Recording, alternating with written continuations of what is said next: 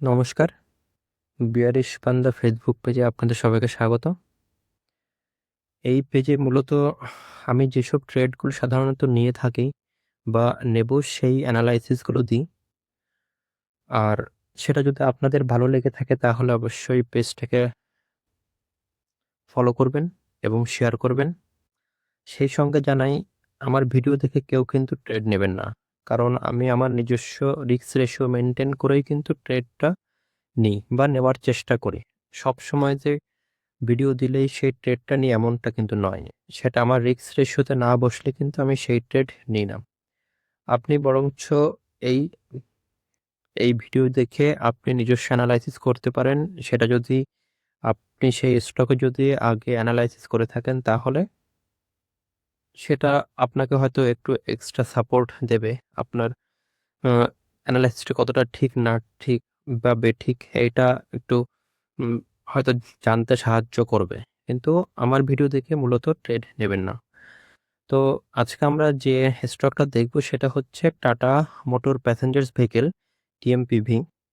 তো এই স্টকটা দীর্ঘদিন ধরে একটা ডাউন ট্রেন্ডে চলছে। তো এইখানে আমরা উইকলি ক্যান্ডেল এই মুহূর্তে দেখছি। আমরা উইকলি ক্যান্ডেলে যদি একটা সাপোর্ট টানি তাহলে এইখানে দেখব এখান থেকে মার্কেট কিছুটা আপ ট্রেন্ডে যাওয়ার চেষ্টা করেছিল, কিন্তু সেটা কিন্তু আবার যেতে পারেনি, আবার ঘুরে ফিরে কিন্তু এখানে সাপোর্ট নিয়েছে।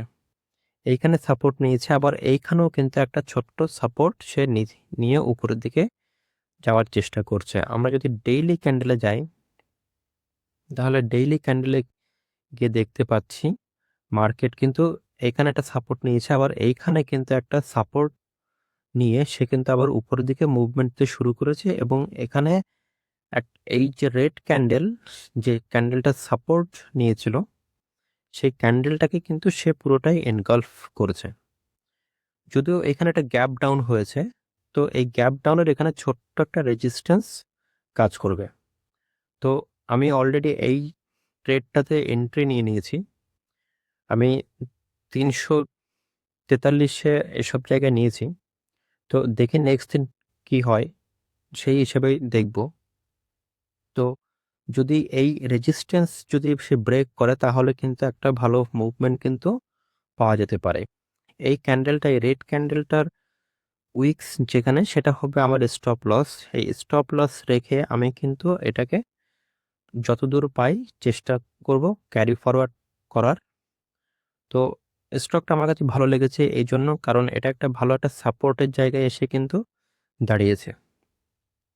আরও যদি একটু প্রিভিয়াস শেষের থেকে যদি আমরা একটু রেজিস্ট্যান্স সাপোর্টটা টানি তাহলে দেখবো এখানেও কিন্তু একটা এই সাপোর্টটা ভেঙে কিন্তু এই যে এখান থেকে যে একটা রেজিস্ট্যান্স ছিল এই রেজিস্ট্যান্সটা এখন সাপোর্টে পরিণত হয়েছে। এই রেজিস্ট্যান্সটা ভেঙে কিন্তু সে আপওয়ার্ড যে মুভমেন্ট দিয়েছে সেই মুভমেন্ট কিন্তু আর থামেনি।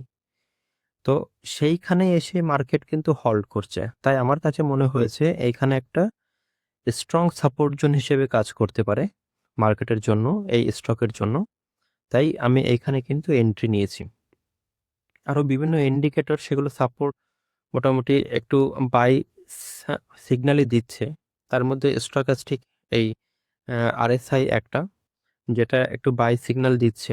এটা ওভারসোল্ড জায়গা থেকে এখানে একটা আপটিক হয়েছে। তো তাই আমি এই স্টকটাতে এন্ট্রি নিয়েছি। আপনারাও অ্যানালাইসিস করে দেখুন, যদি সেই অ্যানালাইসিস ঠিকঠাক হয় তাহলে আপনারা নিজস্ব রিস্ক রেশিও মেনটেন করে এন্ট্রি নেবেন। তো এই হচ্ছে আজকের অ্যানালাইসিস।